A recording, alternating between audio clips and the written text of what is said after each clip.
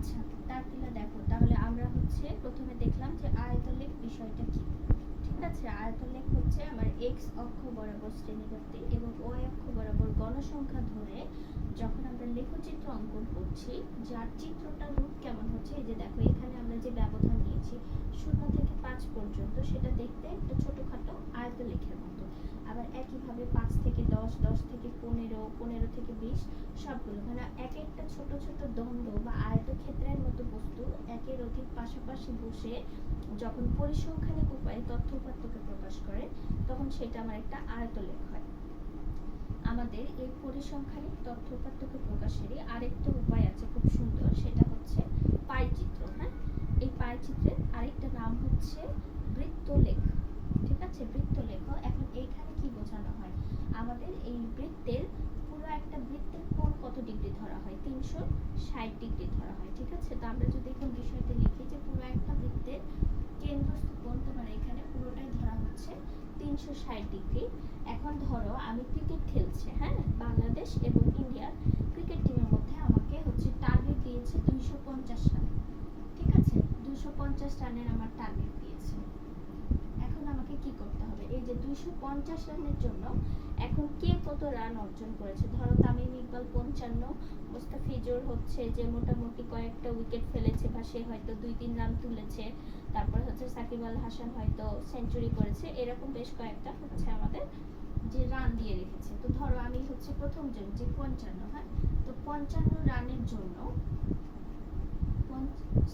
এখানে আমরা প্রথমে দেখব 250 মানে টোটাল হচ্ছে আমার যে রান আছে সেটার জন্য আমার কোনটা কত ডিগ্রি হবে, মানে এই পুরো 250 তো আর একজনই করে ফেলে নাই, পুরো ক্রিকেট টিমটা মিলে 250 জন, তাহলে 250 জনের রানটা আমাকে এই 360 ডিগ্রি কোণে প্রকাশ করতে হবে। তো তখন কি করতে হবে, তখন আমি বলবো সংক্ষেপে যদি লিখি যে 250 রানের জন্য আমার কোণের পরিমাণ হচ্ছে 360 ডিগ্রি, তাহলে এক রানের জন্য কত, 360 ডিভাইডেড বাই 250।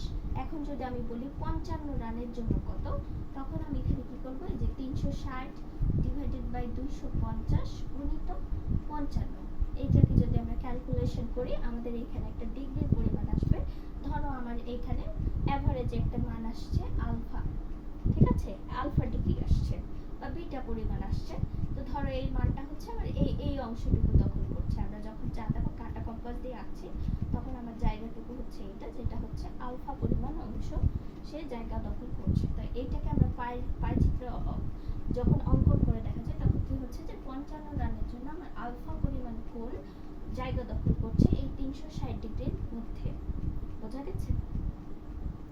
এটাই হচ্ছে আমার পাই চিত্র। একইভাবে 100 রানের জন্য কত, বা 2 রানের জন্য কত, 3 রানের জন্য কত, কোন রানের জন্য কত ডিগ্রি কোণ উৎপন্ন করেছে সেটা। তাহলে আমাদের লেখচিত্রে দেখানো হয় আসলে এক্স অক্ষ এবং ওয়াই অক্ষ বরাবর বিন্দুর স্থানান্তর, আর এইখানে আমার পাই চিত্রে দেখানো হয় কি যে কোণের স্থানান্তর, যে একটা সংখ্যাকে আমরা এখানে কোণের মাধ্যমে প্রকাশ করি, আর এইখানে আমরা কি করি যে আমরা হচ্ছে একটা পর্যাপ্ত শ্রেণী ব্যবধান নিয়ে বিন্দুর মাধ্যমে প্রকাশ করি বা লেখচিত্রের মাধ্যমে প্রকাশ করি। বোঝা গেছে?